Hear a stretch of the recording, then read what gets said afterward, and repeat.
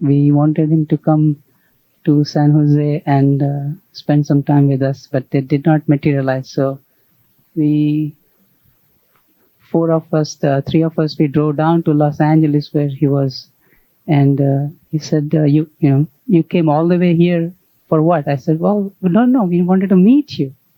So that is my first introduction to Professor Basu, and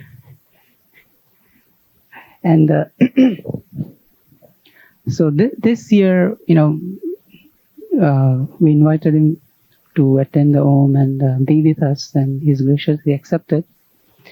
Now, as I was saying, a speaker is what he is becoming, not what he was. You can all read what he has been, where he has been, but I have known him from last 2 days, and I know where he's going. That is what I can see, and I can maybe share with you. This Thursday, we had a Savitri reading in San Jose, and he was saying how, from his understanding of Sri Aurobindo, this is what is happening. And those are the things we want to share with people, and that I think he has a lot to share. He has so much wisdom, he has done so much research, and he's working on another research that we can participate in making it happen. Now, those are the things I want to share with you, and I would rather let him speak about what he wants to share and how he sees the yoga of Mother Sri Aurobindo working in the world today, the manifestation, the new creation that is happening right here today. Thank you. Thank you, Chandresh, for your kind words of introduction. After all that build-up, I will tell you what I'm feeling like. If I'm permitted to compare a great man with a small guy, Mark Twain was asked to speak at a public meeting once. He started by saying, Cicero was a great man, but he's no longer with us. Shakespeare is a greater man, he's gone. I'm Mark Twain, not feeling very well either.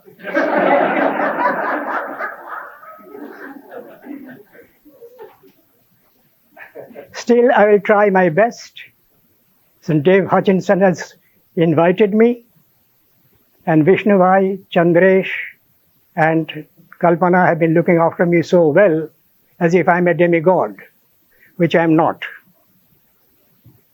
So I will first tell you, this is not going to be a scholarly lecture. I'm not going to quote chapter and verse from the Life Divine or Synthesis of Yoga or whatever. I will tell exactly where I am at this stage of my understanding of Sri Aurobindo. It will be more a personal chat than a lecture.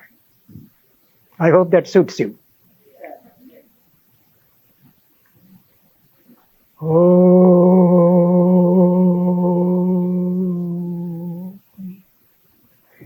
Anandamayi, Chaitanyamayi, Satyamayi, Parame. Offered to the Supreme Aditi, full of delight, full of consciousness, full of being. Children of the Mother. First thing I like to impress upon you is this. At the present state of my understanding, Sri Aurobindo's vision, message, and life is this. Everything has to be seen, judged, talked about from the point of view of the divine and not of man. If you read his writings carefully, you will find over and over again he says, the purpose of creation is a complete manifestation, self-unfolding, self-expression of the divine in the world. All this talk about supramental evolution, transformation of nature, and so on and so forth, are really means, instruments. They are not the aims of the yoga. This might come as a surprise to many people. The whole talk about supramental evolution has been so much blown up that people don't realize it is only a first step towards fulfilling the purpose of God in the world. So forget about yourself. Install the divine in your heart. That is the yoga. In the second canto of the book 1 of Savitri, entitled The Issue, Shrinda says about Savitri, the fixity of cosmic events, fastened by indivisible links, she must disrupt. Dislodged by a soul's force, her own past, a block on the Immortal's road. So take heed, Immortals is coming and may knock at your door anytime, depending on your preparation and your receptivity. We will remember that the golden but small book, the Mother, she says there are two powers or forces that can bring about the goal of the yoga. One is human aspiration or earth's aspiration, and another is a coming down of grace. I've just quoted from the Savitri about the Immortal's road. Apparently, the suggestion is that he is coming. Who he is, we'll say in a few minutes. On the other hand, the other side of the yogic encounter, the human aspiration, he speaks of that in the other canto, the vision and the boon. He speaks of man by saying, a borrower of supernatural gold, he paves the way to immortality. So we have to go up to the divine only because the divine could come down to us. It is a very paradoxical situation. The divine has manifested the world, but is not manifest in the world. He is screened, veiled, hidden, waiting to be discovered by us. But who are us? Who are we? We are all limited God. There is in the vision and the boon another tremendous line, full of significance, and I don't think people have understood the meaning of it entirely even now. A God come down and greater by the fall. How can you be greater by a fall? This is because, and this is by the theme of my lecture, the divine is waiting to self-discover him. Another aspect of his own being, consciousness, delight, joy, power, whatever, which he does not know about it yet. Can it be the divine does not know something? Not the divine as such, not God per se, but the divine limited in the world. There's a letter of Sri Aurobindo in which it says there are different levels of being and consciousness hierarchically arranged one on top of the other. All of them have an impact on events in the world and on human life. There are things there which are trying to manifest themselves in the world, in the physical being of man and the earth consciousness, but all of them don't get realized. And yet, there is an attempt going on the part of the divine himself for a new self-discovery. It is self-discovery by divine himself. As what? The material divine. He still has to know that he has assumed materiality to make it divinized. This is the purpose of the yoga. Why then the supermind? You must know, as Shrinda said over and over again, that there are certain levels of consciousness above the human mind and below the supermind. Incidentally, to give a brief description of the supermind, we would say, supermind is the divine's knowledge of himself and his own native power of acting. You will see that he is describing supermind as knowledge-hyphenated will, comprehensive integral knowledge, and infallible all-effective will, combined together. Where does it come from? From the consciousness force, the Chit Shakti. Consciousness becomes knowledge, force becomes will. This supermind has been described by Sri Aurobindo as the initial coming out of the divine. The first movement, first dynamis, looking towards the world that is to be, that himself is going to be. So if this is the supermind, all knowledge and self-knowledge and world knowledge, To know the divine integrally, and that's a very favorite word with Sri Aurobindo, one has to attain to the supramental consciousness. Starting from the higher mind, illumined mind, intuitive mind, overmind, linking and joining the human mind and the supermind. On any of these levels of the consciousness, the self can be known. It is not true that the mind cannot know God. It can, only partially, incompletely. Therefore, with a certain amount of error attached to that knowledge. There is in the Kena Upanishad a saying that mind cannot attain to God. On the other hand, it says, Manasayeva praptavyam. By mind itself it has to be attained. Now, is there a contradiction? No. I think there's a hint here of Sri Aurobindo's metaphysical psychology. Namely, mind itself has several levels. On the lowest level, you can't know God. On the higher levels, linking it to the supermind, the knowledge of self can be had, obtained, achieved, accomplished.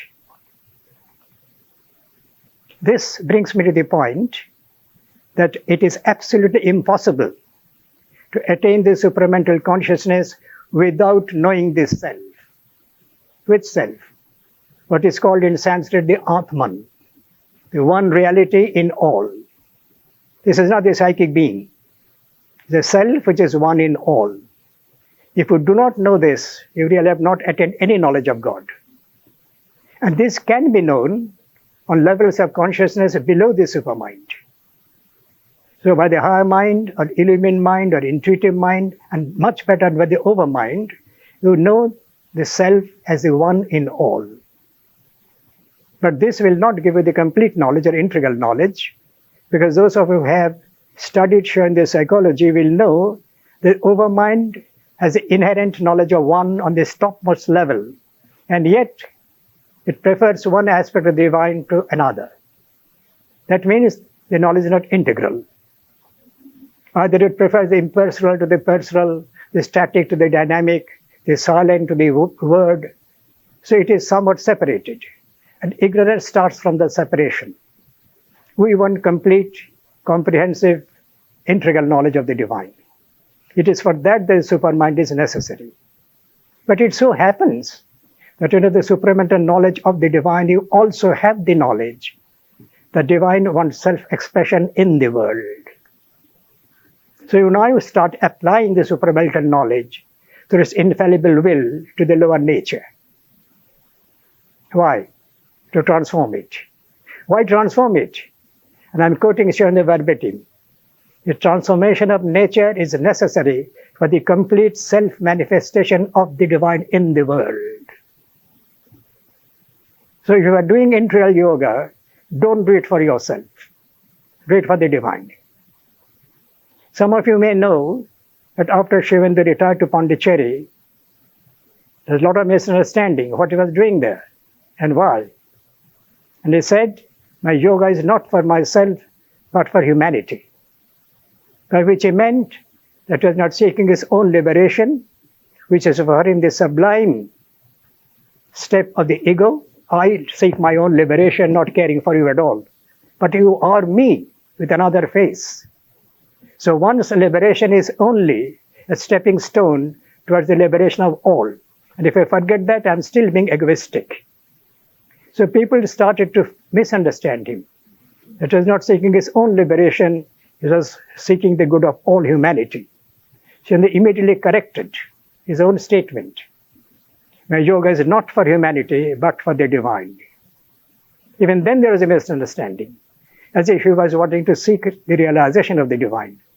No, realization of the divine is only the first step towards the complete self-unfoldment, self-expression, self-manifestation of the divine in the world. This is why matter has to be transformed. Please remember that everything is a formation of the conscious force. There's nothing which is not consciousness. Not that they're all conscious, but the stuff, that material, is conscious force. Each cell of the body is a formation of the conscious force, hiding consciousness in it. Shivananda's yoga is the most effective means of arousing, awaking, making active the consciousness which is in the cell, which might be called unconscious consciousness. It is in itself, in essence, consciousness, in its outward manifestation, unconscious, semi-conscious, subconscious. To make this unconscious consciousness completely conscious, by which one could say, as Savitri says, even matter will remember God. In another statement, Sunda says, our purpose is to make matter aware of God. How can matter be aware of God? Only if the divine manifests himself as the material divine, only then matter can know, I am God. So liberation is not of the soul, liberation is not only the mind and life, but liberation is of the body also, which ultimately means the cells, because they constitute the body. So Shivananda's liberation's concept of liberation is total, integral. Every part of the being has to be liberated, including the physical. Why? Because without liberation, divine cannot self-manifold himself. This self-unfoldment of the divine in the creation is the meaning, the significance, the value. This was the creation was made. So if we are coming to integral yoga, all of you actually have done, start from now to think in terms of the divine and not yourself. Blot yourself out completely. Do I become non-existent? No. This so happens again in the paradoxical way of the yoga. The more you forget yourself, more you discover yourself. The self that we talk about now is not the self, the separative ego. The true self that you are is one with all. The true Atman is a bridge to everybody, which is another being in another form, which is myself. So this universality of consciousness, this totality of apprehension, this completeness of the application of the will of this knowledge to the whole field of nature. Why? Again I repeat, for the self-expression of God in matter. This new self-discovery of the divine is what Shivananda is working for. Incidentally, I may mention that this question is uppermost in many people's minds, even though who are devotees of Sri Aurobindo. What happened to him? He didn't transform his body. He passed away. Why? I do not know if you know of the journal Sri Aurobindo Archives and Research. Some of you may. In one of the issues of the particular journal, Sri Aurobindo Archives and Research, Sri Aurobindo published, or rather they published, the editors published a diary of yoga. Sri Aurobindo is keeping a journal of his own yogic sadhana day by day.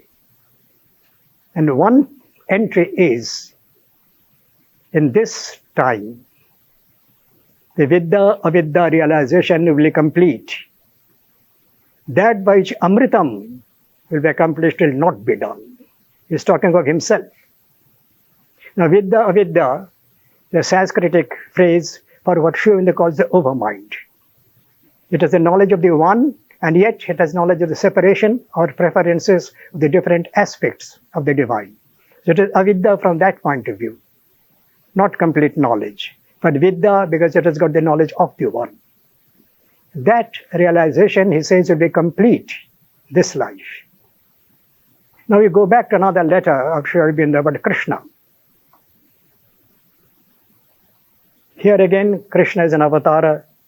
In the Bhagavad Gita is Purushottama, the divine himself. And yet Krishna is a historical person. In that aspect, he is actually an avatar. In the Bhagavad Gita, is a classification of cancer. Some beings called Vibhuti, extraordinary beings. In some way or other, they have exceeded humanity in power, in some kind of talent, in knowledge, in love, in spirituality. They are called Vibhutis. Krishna counts himself as a Vibhuti. Vrishninang Vasudevoham, Pandavanang Dhananjaya. I am Vasudeva, I am the clan of Vrishni. That was the family that he belonged to. And Dhananjaya, that is Arjuna among Pandavas. He was a Vibhuti too, an extraordinary man. The avatar is also Vibhuti and is also supreme reality. But each avatar has a particular contribution to make to evolution of consciousness. Then about Krishna, he said that on the 24th November 1926, Krishna descended into the physical. Whose? Sri Aurobindo's.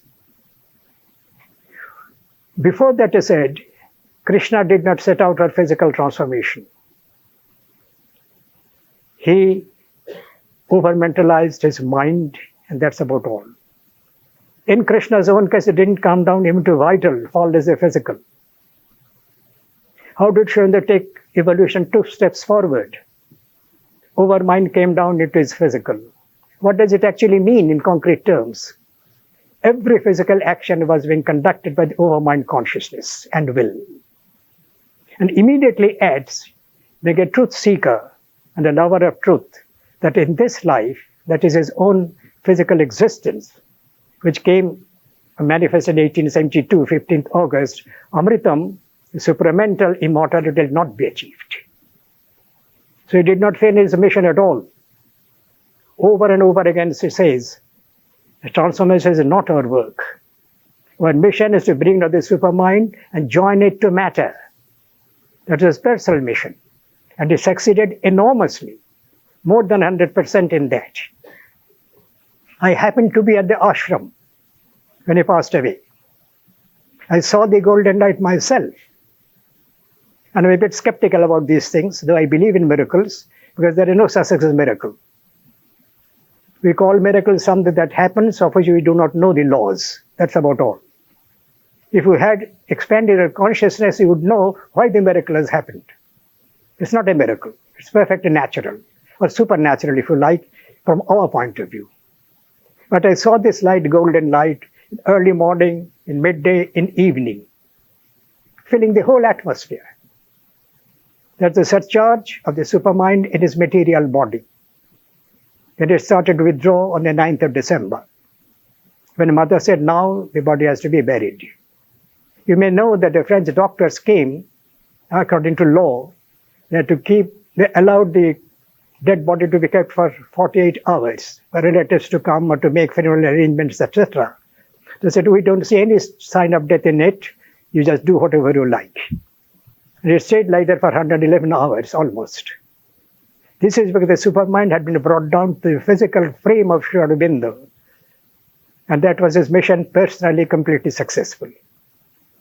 Those who have been to Samadhi will see that Mother has got a message. The material envelope of Sri Aurobindo, not of Sri Aurobindo. The body of Sri Aurobindo, who have achieved all. Who have attempted all, who have achieved all. How could you say this? Because what the body's mission was, to force down the supermind, evolutionary or revolutionary, into itself. Fill the cells for certain hours so that it is established. Then it withdrew. You'll also see in Sri Aurobindo's letters, he says, there will be further evolution after the supramental, which is the evolution of knowledge. Function is the leader of evolution in the world. Knowledge, complete integral knowledge of the divine. But the further evolution of the anandam, the delight of being, the bliss of existence, that is not my work.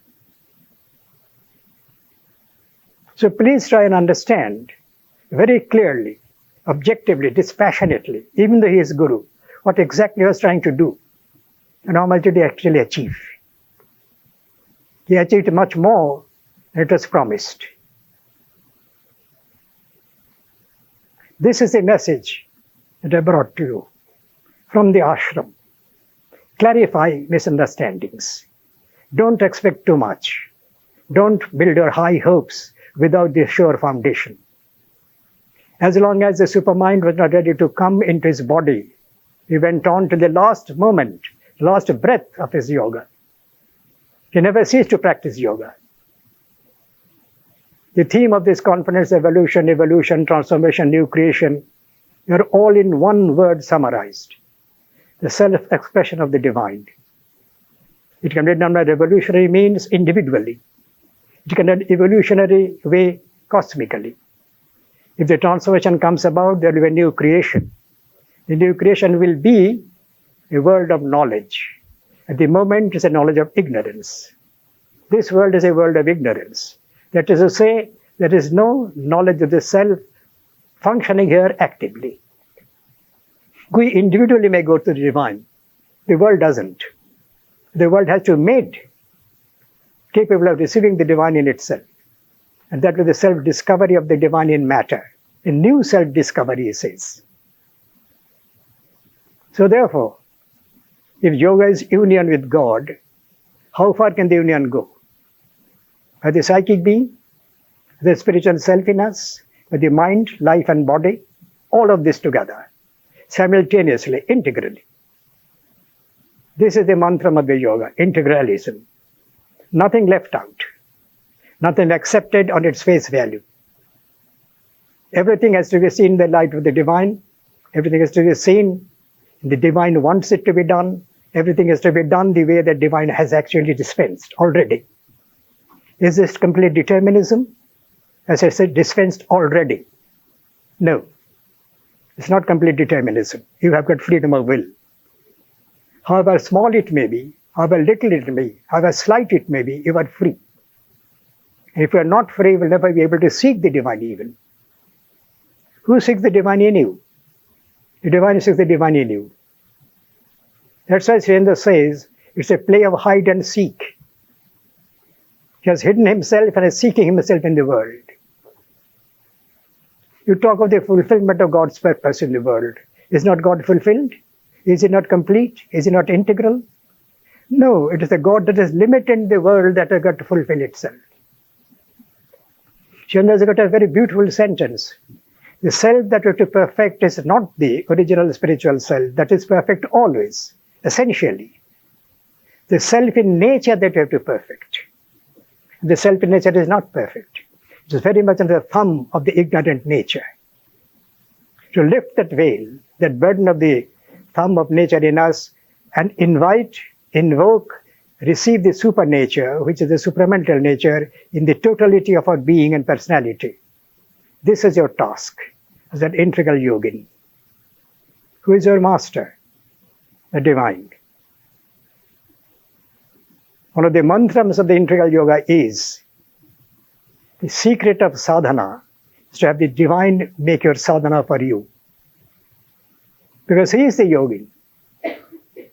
He is the seeker, he is the aspirant. He is one who is seeking the divine in himself, who is limited as yourself and myself. This is the game he is playing. It's a leela, it's a free act, but an act which has a purpose. We have the concept of leela in Indian philosophy, in yoga, for a long time, thousands of years, particularly during the last 600 years in Bengal, the school of Chaitanya, whose name some of you may know. Incidentally, Srendra speaks also of another great tradition of India, a hoary, timeless, nobody knows his history, Tantra. And I've done some work in Tantra as it developed in Kashmir, which is a great venue of Tantric philosophy and yoga. There is one particular school which is Shaiva. This Shiva is not one of the Vishnu, Shiva and Mahadeva, not the Trinity. The Shiva is here the name of the ultimate reality itself. It calls it Pratyavijna school, self-recognition. It says we know who you are, but we don't recognize who we are. So to recognize ourselves as Shiva, the complete integral divine. They also believe in conscious force. They believe in ascent of consciousness and descent of consciousness. Great deal of similarity is here in this yoga, even though he didn't know about this philosophy and yoga till about the middle of 1930s. He didn't know of its existence at all. However, this philosophy talks about the descent of consciousness, which is the Shiva, the divine, coming to material level and hiding himself there. Evolution, the ascent of consciousness, is the discovery of Shiva in all levels of being. You see how similar it is to Sri Aurobindo. It's wonderful that these people, the philosophers in Kashmir, were also very poetic. In one particular commentary on a basic text, the commentator says, Aroha Abaroha Dola Kalim Kurvan, Anavarata Ishvara Avastitaha. It compares the ascent and descent of consciousness with a swing. Playing on the swing of descent and ascent of consciousness, Ishvara always remains what he is. The stability and flux, the complete peace and the movement, the transcendent and the universal. This is integrality, which you find completely worked out in this philosophy and Kashmir of Shaiva. But in his articles on rebirth and justice and karma, Chandra says that the transformation of nature has been attempted by Tantra and Vaishnavism. They came with an S of success, but didn't quite achieve it. Why not? I've got some explanation why, but that may be taking us to too deep philosophical waters. Maybe it can come in the questions. But these particular philosophers, even though they say that you were limited Shiva, even then as in this philosophy I'm limited God or the divine, it breaks all its fetters. Space, time, causality, etc. These are the fetters that bind us. Pasha, they call them. You break them one by one by their yoga. It's a very effective yoga. And you realize yourself again, Pratyavijna, know yourself again, recognize yourself as Shiva, which is everything. I am everything, that is the realization you have, including matter. You are the physical body. Shiva becomes physical body. Now how near it comes to Sri Aurobindo. And yet, the greatest philosopher of that school says, Dehopataiva purna moksha. Only on the fall of the body you can have complete liberation. So the body still has to be abandoned. Another disciple of Abhirabhav Gupta, this great philosopher I've just referred to, Kshemaraja, he says in one little monograph, Dehopataiva paramashiva bhattaraka bhavati. You get complete liberation while alive. You move like Shiva. All your movements and your actions are like Shiva. But only on the fall of the body one can have complete integral Shiva. So you ask the question, why? If Shiva has become the body, why can the body know itself as Shiva also? It's a very subtle difference. You know everything as yourself as Shiva, but those things that you are, they don't know that they're Shiva. Sri Aurobindo's task is that all that divine has become, for them to be able to know that they're divine, including the body. This takes one step forward the whole tantric tradition. And yet, Sri Aurobindo left his body. Because he knew his body is not really capable of transformation. He had told the mother also, very easily.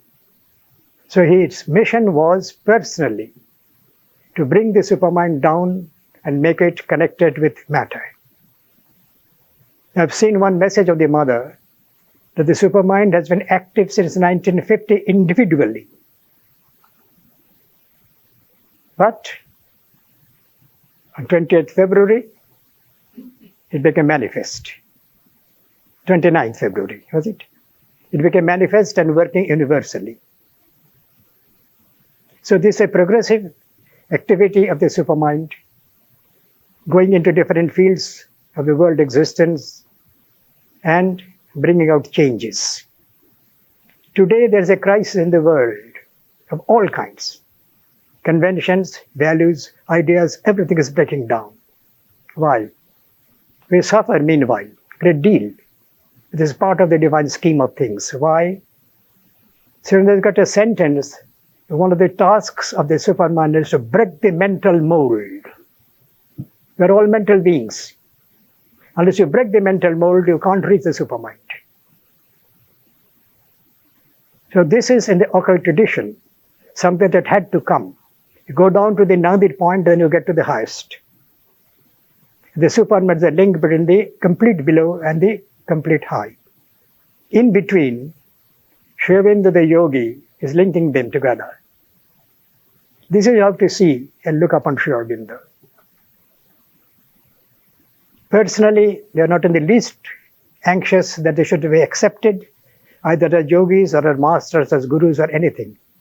If I may touch upon a personal note, I used to teach in England for a long time, and used to come back to the ashram every 2 years on visits. And I used to see the mother. She was extremely compassionate, kind, and gave me interviews. Once I had come back and she asked me, "How are you working abroad?" I said, "I never speak of Shivananda to anybody unless I'm asked. If you ask, then you will get. If you're giving a lecture in Indian philosophy, Indian yoga of current times, you have to bring Sri Aurobindo, but not Sri Aurobindo otherwise, separately." You know what mother told me? I'm quoting a verbatim. This is mother's own notes, I'm quoting her verbatim. This is exactly right. Do not bring my or Sri Aurobindo name into anything. Let the truth shine in its own light. Truth is our guide, not Sri Aurobindo the mother. Am I being unfaithful? No. They are our masters because they represent the divine. In the synthesis of yoga, Sri Aurobindo says, I don't like this very idea of guru. The divine is the guru. And that is the Indian tradition also. There is one only guru, one spiritual master, the divine. What about Ramakrishna and Aurobindo and Ramana Maharshi and all their others? They're Guru Devas. There are many great yogis in whom the master aspect of the divine does not manifest. And there are many great masters who are not great yogis. This is again a paradox of the divine. His paradox is a paradox because he wants to make a complete harmony of it. That reminds me of the wit and humor of Sri Aurobindo. In one letter he says, he goes on explaining things, psychology and metaphysics and all the rest of it, and then he says, I'm very sorry it is so complex. The divine is complex. What can I do? So he really is he's very paradoxical because he wants to bring about a complete harmony of things. So this business of linking together heaven and earth, God and man, this is the message of the integral yoga because, again I repeat, what does the divine want?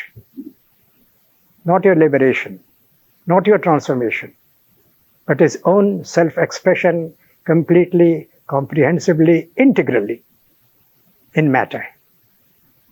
So matter, really speaking, is the one concern of the divine. In his own plane, he is what he is. Nobody really can touch him. You can't even approach him in one aspect. Completely silent, nobody knows where he is. But it so happens another paradoxically and harmoniously has come forward, has manifested himself.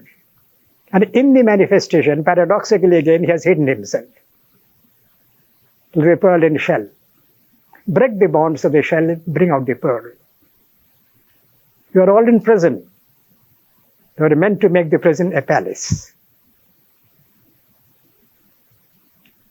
About the supramental being, which is a supramentalized transformed body, and this says, equipped to wear the earthly body of God. What is the earthly body? The material body. But how can it be the earthly body of God unless it is transformed? It is divinized. The means of doing that is the supramental evolution. What is evolution? We are using the word and banding it about. Sure is not a biologist. He didn't take his cue from Darwin. His precise definition of evolution is this. I'm quoting him. Evolution is the emergence of the many from the one. The whole world is emerged, the world of multiplicity from the divine. This is evolution. On the other hand, it is also the evolution of the one from the many.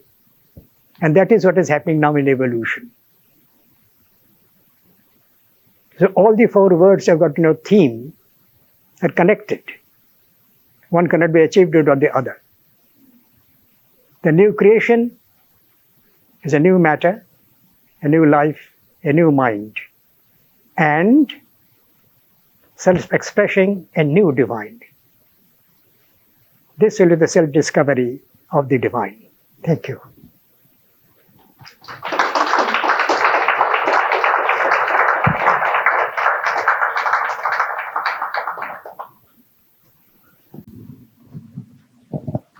I think if you have questions, then I can come and give you the microphone. Please speak into the microphone so Professor Basu can hear, and also it will be picked up by the recording.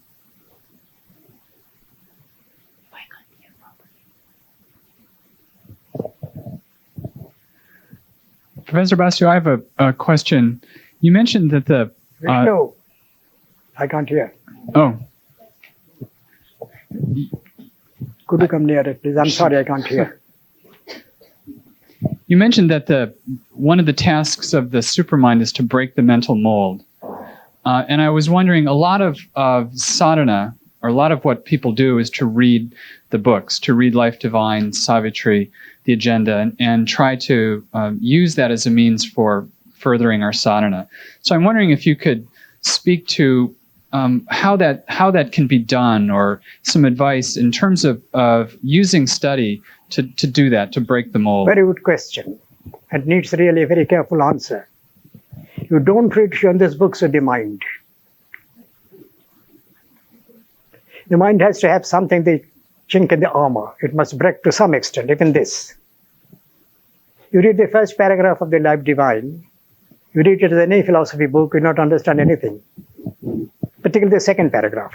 It gives a twist there. When you go back home, or wherever you are, read the two paragraphs. The first paragraph is self, light, freedom, immortality, knowledge, etc. Second paragraph, he extends this to say that this knowledge has to be had by the body too, subject to pain and suffering, but have an immortal life in it. Now you can't understand this by mind. You read one paragraph, this is my concrete suggestion, don't be in a hurry.